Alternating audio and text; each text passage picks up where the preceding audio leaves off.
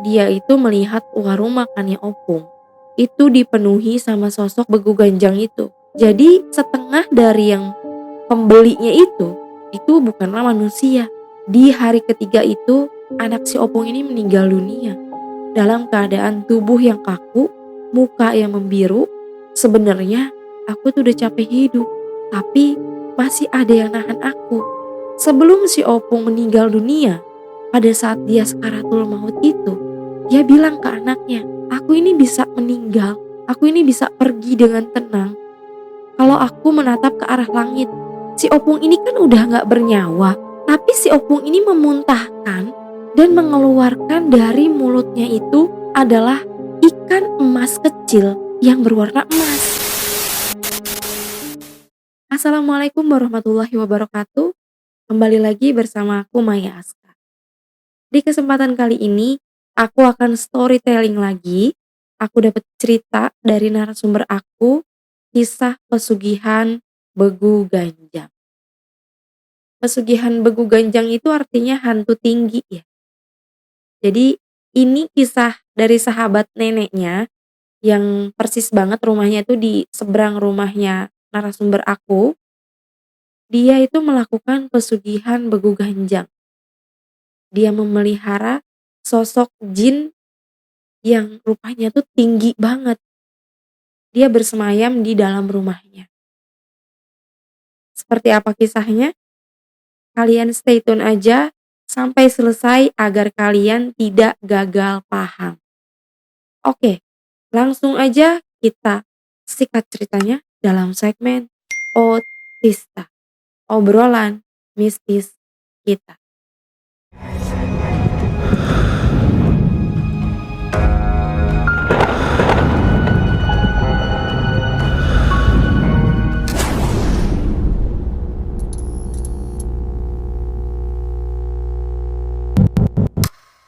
Jadi cerita ini kisah nyata dari salah seorang sahabat neneknya narasumber aku yang ngirimin cerita ini.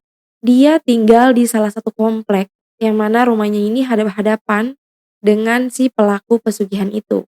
Mereka dari awal mula berumah tangga memang sudah tinggal di komplek itu. Namanya ini adalah Opung. Dia memang sudah tua usianya. Opung ini punya suami yang dulunya bekerja sebagai satpam. Satpam di perusahaan BUMN. Menurut neneknya narasumberku, dulu ini si Opung itu kehidupannya ya sederhana. Suaminya cuma bekerja sebagai satpam, tapi beruntung dinaikkan jabatannya menjadi karyawan tetap di BUMN itu. Nggak berjalan lama, jabatannya naik lagi. Suaminya itu sekarang jadi manajer di BUMN. Nah, di komplek itu nggak ada orang yang pernah menguliahkan anaknya ke luar negeri. Cuma si Opung aja. Padahal dia tuh dulunya hidupnya cuma ya sederhana aja. Kayaknya tuh nggak mungkin banget gitu. Dia bisa menguliahkan anaknya ke luar negeri. Anak si Opung ini ada 6.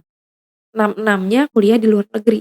Bahkan si Opung ini punya usaha rumah makan. Itu dari pertama kali dia buka rumah makan itu ramenya udah di luar nalar. Tapi tidak pernah warga sekitar itu beli makanannya si Opung itu. Soalnya katanya warga di situ tuh udah tahu kalau si Opung itu pelaku pesugihan Begu Ganjang. Karena dari awal kehidupannya itu berubah secara drastis dalam kurun waktu yang cepat. Makanya warga sekitar itu menaruh rasa curiga sama si Opung ini. Anak-anaknya si Opung tuh di luar negeri semua. Ada yang di Jerman, ada yang di UK, ada yang di Australia. Semua anaknya tuh kuliah di luar negeri. Nggak ada warga komplek yang seperti si Opung menguliahkan anaknya sampai ke luar negeri. Ya paling mentok di komplek itu kuliahnya tuh kuliah di dalam negeri. Dan paling tinggi derajatnya di komplek itu tuh paling ABRI. Nah, si Opung ini yang baru bisa menguliahkan 6 orang anaknya di dalam komplek itu. Singkat cerita, si Opung ini kan tinggal cuma berdua sama suaminya. Suaminya itu ternyata sudah di PHK. Jadi suaminya itu bekerja cuma beberapa tahun aja. Beberapa tahun menjadi manajer, tiba-tiba suaminya itu di-PHK, tapi dia masih tetap dapat uang pesangon. Akhirnya dia berdua ini meneruskan usaha rumah makan yang tadinya dijalanin sama istrinya, sama si opung ini. Jadi mereka itu mata pencariannya tuh cuma dagang aja nih di sekitaran komplek tersebut. Tapi rumah makan si opung itu besar banget. Ada suatu ketika pembelinya si opung ini masuk ke dalam rumah makan itu. Dia dalam keadaan kondisi fisiknya yang lagi kurang enak badan. Dia pesan makan lah di warung makannya si opung ini. Pada saat dia nunggu makanan yang lagi dia dimasak sama si opung, tiba-tiba dia tuh mendengar ada suara seperti orang yang lagi marah, kayak ada orang berantem. Padahal di situ tuh suasananya biasa aja. Orang yang lagi pada makan itu gak ada yang bersuara. Tapi dia tuh mendengar suara itu sangat kencang. Sampai pada akhirnya dia nanya sama salah satu karyawannya si opung. Si opung ini punya 6 karyawan di dalam rumah makannya itu. Dia nanya ke karyawannya si opung, "Ini ada suara apa ya? Apa ada orang berantem ya di dalam?" Tapi karyawannya si opung itu seperti tahu nih. Sepertinya dia ini udah gak asing lagi dengan suara itu. Tapi dia gak mau ngasih tahu ke pelanggannya si opung ini. Dia bilang, "Gak ada, mungkin itu dari rumah sebelah." Nah, gak begitu dihiraukan sama si pembelinya ini. Pada saat dia lagi mau makan, makanannya udah datang nih. Dia mau makan. Dia melihat di balik tembok itu ada pintu kecil, yang dimana pintu itu ada sosok yang katanya tuh masih samar-samar. Wujudnya itu gak begitu terlihat jelas. Tapi tuh dia tinggi banget sosoknya. Sampai menutupi pintu itu. Karena si pelanggannya ini udah mulai ketakutan, akhirnya dia itu gak sempat menghabiskan makanannya. Terus dia langsung bayar. Akhirnya dia pulang. Keesokan harinya ternyata si pelanggannya itu saudara dari tetangganya narasumber aku. Ceritalah dia sama neneknya. Ternyata neneknya ini menyampaikan lagi ke narasumber aku bahwa dugaannya mereka itu tuh benar. Kayaknya si opung memang melakukan pesugihan begu ganjang. Soalnya di wilayah itu sebenarnya udah gak asing lagi sama pesugihan begu ganjang. Cuma karena memang belum ada bukti yang valid, mereka tuh belum bisa menuduh secara langsung ke si opung ini. Nah, beberapa bulan kemudian, anaknya si opung yang kuliah di Jerman itu pulang. Dia mau nengokin orang tuanya. Begitu dia sampai di Indonesia, dia pulang ke kampung halamannya. Malamnya itu dia sakit. Dibawalah ke dokter sama si opung. Menurut dokter, anaknya si opung ini sakit cuma demam biasa. Ya mungkin karena kehujanan. Soalnya waktu dia nyampe di kampung halamannya itu memang lagi kondisi musim hujan. Keesokan harinya si opung ini curhatlah sama neneknya narasumber aku. Si opung ini bilang kalau dia itu heran. Anaknya yang dari Jerman itu ketika sampai di rumah tiba-tiba sakit. Tapi si opung cuma bilang, ya mungkin benar kata dokter kalau anaknya itu hujanan jadi demam. Tapi yang anehnya ketika anaknya si opung sakit, setiap malam itu dia selalu teriak. Teriak kenceng banget kayak orang berantem. Dia marah-marah. Sampai-sampai tuh yang tinggal di sekitaran dekat rumahnya si opung itu keluar semua. Mereka pada dengar kalau di rumah opung tuh kayak lagi ada orang berantem. Ya mungkin sama seperti suara yang didengar sama pelanggannya si opung waktu itu. Sampai-sampai neneknya narasumber aku ini datang ke rumah si opung. Dia nanya, "Ada apa? Kok di rumahmu ramai? Seperti ada orang berantem." Tapi si opung ini bilang ke neneknya narasumber aku. Dia bilang, "Gak ada apa-apa." Dia tuh seperti menutup-nutupi. Akhirnya tetangga ini pada pulang lagi ke rumahnya masing-masing. Soalnya disamperin ke rumahnya juga si opung bilangnya gak ada apa-apa. Ya jadinya mereka pada pulang lagi. Sampai pada akhirnya di hari ketiga itu anak si opung ini meninggal dunia. Dalam keadaan tubuh yang kaku, muka yang membiru, dan mulut yang seperti mangap. Jadi seperti ada sesuatu yang keluar dari mulut anaknya itu. Tetangga pun heran ketika melihat jenazahnya. Pada saat ditutup mata mayatnya, itu nggak bisa merem. Dia selalu melotot ke arah atas. Di situ warga geger dengan kematian anaknya si Opung. Mulai semakin curiga nih warga sama si Opung. Kalau anaknya itu meninggal dalam keadaan tidak wajar. Setelah anaknya si Opung meninggal, si Opung ini drop. Dia kaget.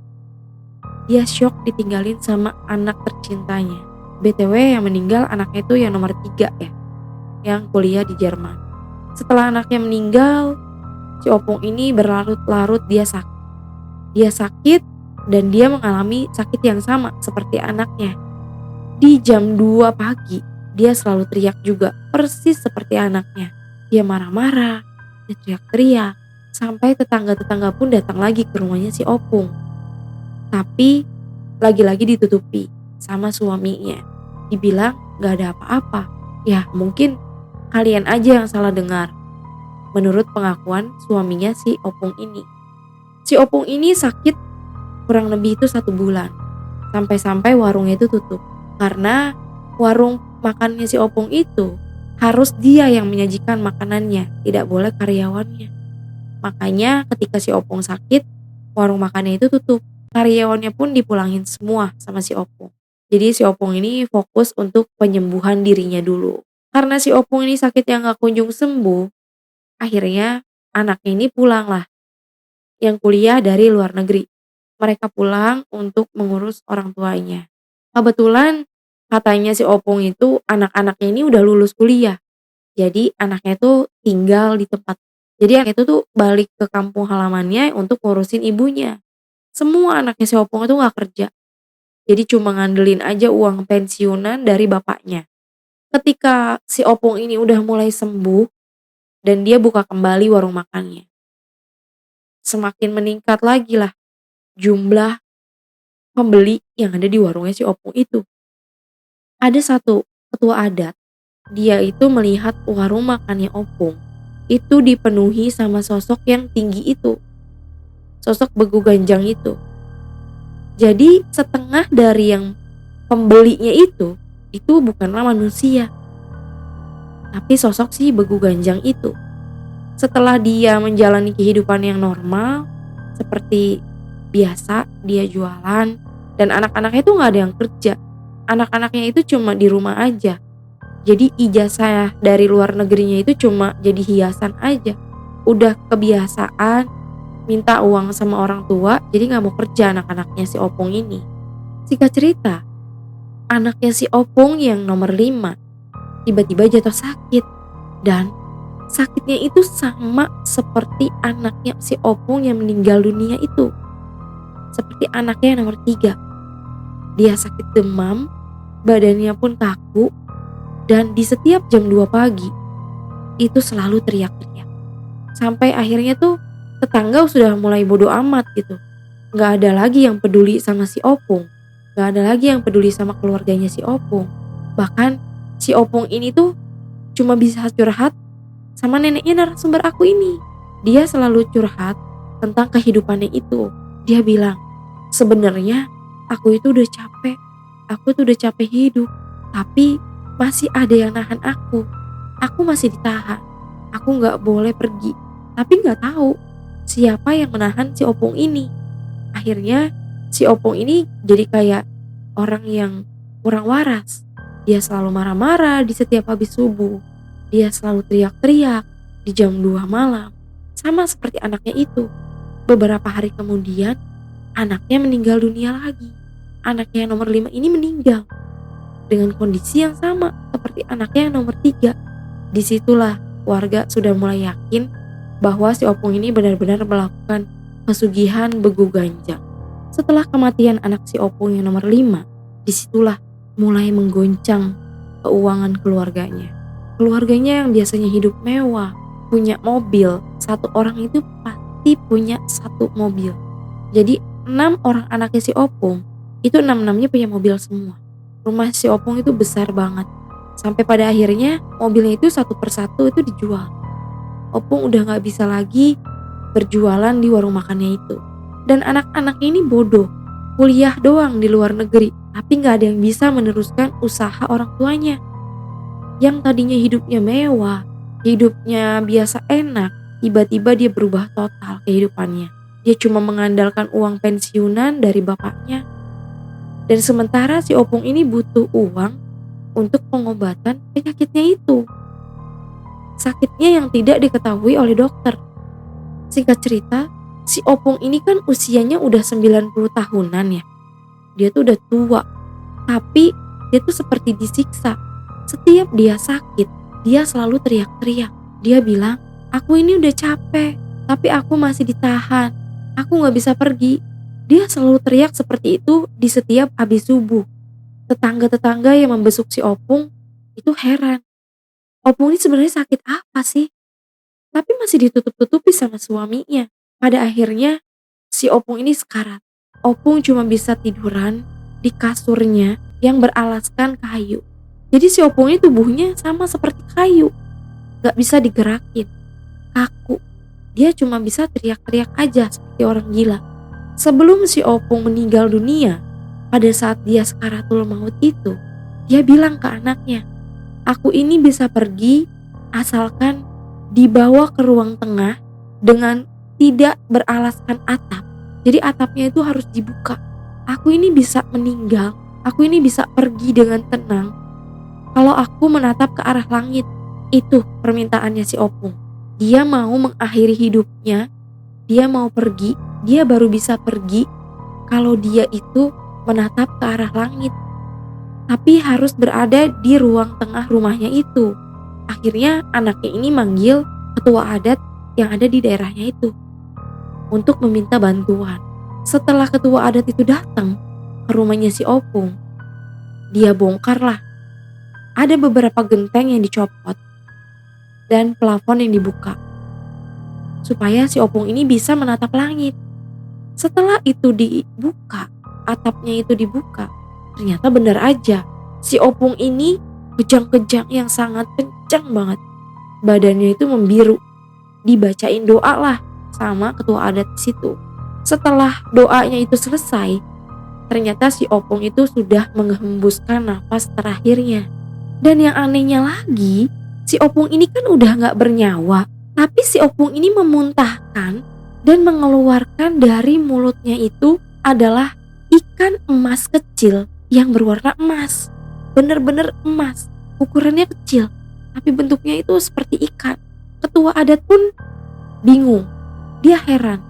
Kenapa si Opung yang sudah tidak bernyawa bisa mengeluarkan ikan kecil dari mulutnya? Akhirnya ketua adat ini berkomunikasi secara kebatinan.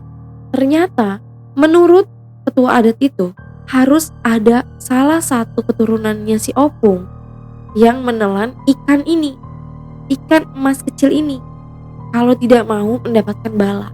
Itu menurut dari sosok makhluk yang pernah bersekutu dengan si Opung.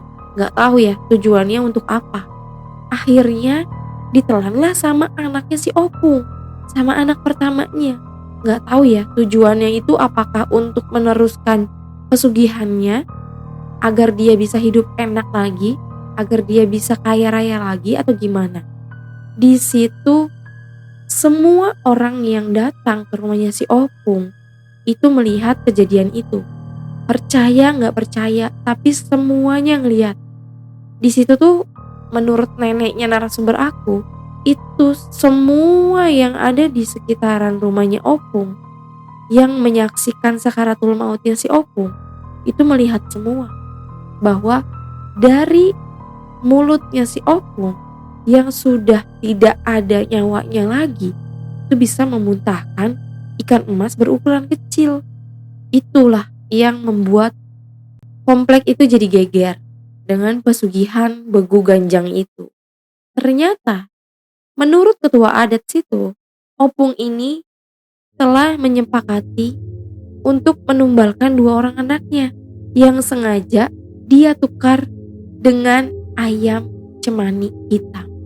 Jadi pada saat perjanjiannya itu dimulai, awalnya itu sosoknya meminta ayam cemani hitam yang setiap malam Selasa Kliwon Si opung ini melakukan ritual untuk memberi makan sosok tersebut. Tapi secara tidak langsung, ayam yang dipotong sama si opung ini adalah anaknya. Jadi sukmanya itu ditukar. Makanya anak ini meninggal dalam keadaan seperti ayam dipotong. Mulutnya mangap, badannya biru dan kaku. Tega ya, bisa menumbalkan dua orang anaknya hanya untuk kekayaan. Opung ini meninggal baru 3 tahun yang lalu ya. Di usianya sekitar 92 tahun. Menurut informasi dari narasumber aku. Dan sampai sekarang, keluarganya si opung itu hidupnya jadi seperti orang yang kurang waras. Luntang-lantung, gak punya tempat tinggal. Ya seperti orang yang kurang waras lah. Satupun anaknya itu tidak ada yang bisa mengurusin bapaknya. Karena semuanya itu mengalami hal yang sama.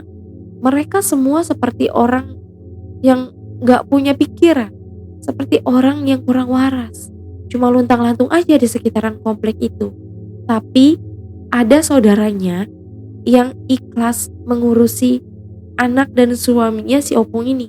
Tapi dia itu seperti dikurung di dalam rumah untuk tidak mengganggu warga sekitar. Jadi rumahnya si opung ini diurusin sama saudaranya sekarang. Bahkan anak dan suaminya pun diurusin juga. Cuma ya dalam keadaan seperti kayak orang yang kurang normal. Seperti itulah kisahnya. Aneh ya, bisa ngeluarin benda yang ada di dalam tubuhnya padahal dia itu udah gak ada nyawanya. Nauzubillah min dzalik ya. Dalam keadaan sesusah-susahnya kita, jangan pernah kita melakukan hal-hal musyrik seperti itu. Itu kan sudah menduakan Tuhan. Seperti itu ya. Kira-kira kisah yang bisa aku share di channel aku ini. Menurut kalian gimana? Kalau menurut aku sih cerita ini tuh udah di luar dari hal-hal yang biasanya aku tahu tentang pesugihan. Dan ternyata bisa sejelas itu disaksikan sama semua orang yang ada di kompleknya itu. Ya itulah, dibuka aibnya di depan orang-orang banyak. Tapi anaknya ini bukannya tobat, malah melanjutkan. Kalau menurut aku ini seperti memakan buah si malakama. Dimakan salah, gak dimakan salah. Seperti itu. Jadi ya udah masuk ke dalam lingkaran setan itu susah. Kalau kita dari hati kitanya sendiri yang benar-benar pengen tobat. Kalau masih ada rasa ingin memiliki kesuksesan di dunia dengan cara yang tidak halal. Ya seperti anaknya itu. Gak mau kerja, dia ngambil jalan pintas, malah mau nerusin pesugihan orang tuanya. Jadi seperti itulah kisah yang bisa aku share di sini dari pengalamannya narasumber aku yang tidak mau disebutkan namanya. Terima kasih buat kalian yang sudah mengirimkan cerita-ceritanya ke aku untuk aku bawakan di sini, ataupun kalian punya cerita mistis menarik yang ingin di-share ke channel aku dan jadi narasumber aku, boleh banget kirimin ceritanya ke email yang ada di bawah ini di official.maya-true-story. Kalau cerita dari kalian menarik, akan aku undang untuk datang langsung ke studio aku. Jika kalian mau ya, nanti biar kalian sendiri yang ceritain di hadapan penonton. Segitu aja cerita yang bisa aku sampaikan di sini. Kalian bisa ambil pesan positifnya dan buang negatifnya. Terima kasih buat kakak yang sudah mengirimkan ceritanya ke channel aku. Mohon maaf kalau aku ada salah penyampaian. Mohon dimaafkan ya. Segitu aja cerita yang bisa aku sampaikan di sini. Aku mau mengucapkan selamat menunaikan ibadah puasa untuk kita yang menjalankan. Semoga di bulan suci Ramadan ini kita diberikan kesehatan, rezeki yang melimpah, dan dikelilingi orang-orang yang baik. Oke, aku rasa aku harus pamit undur diri. Sampai ketemu lagi di cerita-cerita dari aku selanjutnya. Jika kalian suka dengan video ini, kalian bisa like, komen, dan support terus dengan cara subscribe, lalu aktifkan tombol loncengnya agar kalian tidak ketinggalan di cerita terbaru dari aku. Wabillahi taufik wal hidayah. Wassalamualaikum warahmatullahi wabarakatuh. Salam misteri, Maya True Story.